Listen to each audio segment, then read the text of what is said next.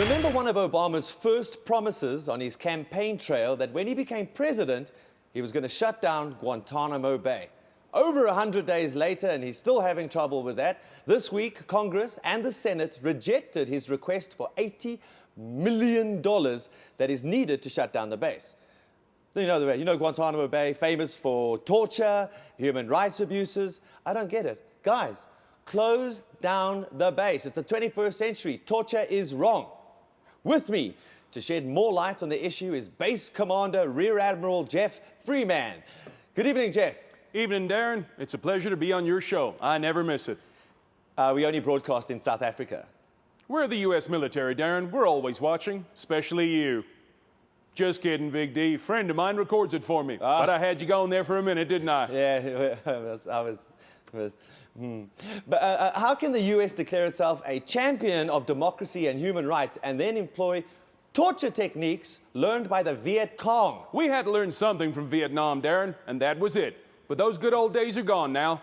President Obama said we can't use torture techniques no more. These so-called interrogation techniques include sleep deprivation and waterboarding or simulated drowning. What are you guys thinking? Aren't you supposed to uphold people's rights? Well, Darren, the war on terror is like baking a cake. And you can't bake a cake without breaking some eggs. It just has to be done.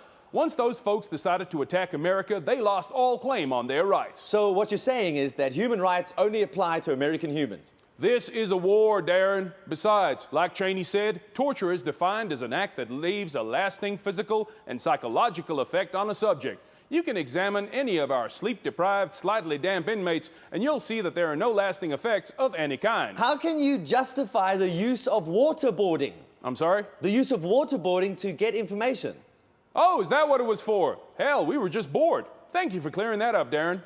So it was used? Hell yeah, it was used, and a good thing, too. But doesn't that qualify as torture? Sometimes you have to do bad things to keep the world safe, and sometimes you can't play nice. Terrorists don't play nice, Darren. Hang on a second. Is there actual proof that these interrogation techniques, as Dick Cheney calls them, have yielded information that has saved an American life? Guess you better ask Tricky Dick about that. We's just following orders. And you were ordered to torture people? Interrogate. And no, I was ordered to bake a damn cake. You're also under fire for playing loud music as a form of torture. And artists like Massive Attack and David Gray have come out and said that's not on. Well, they would. Have you heard that crap? You can't barn dance to Massive Attack, can you? Well, then it ain't music. And you know what? Even if you play some of that stuff soft, it is torturous. But I think the most effective music torture we learned was from one of your guys. Ah, Wouter Basson. No, that ain't it. Eugene de Kock.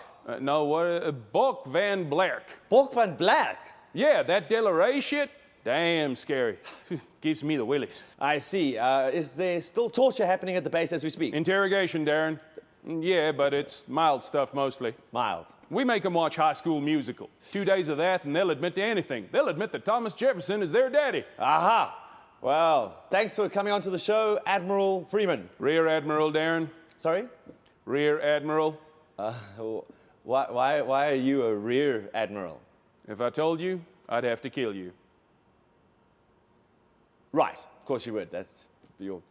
Thanks, Rear Admiral Jeff Freeman.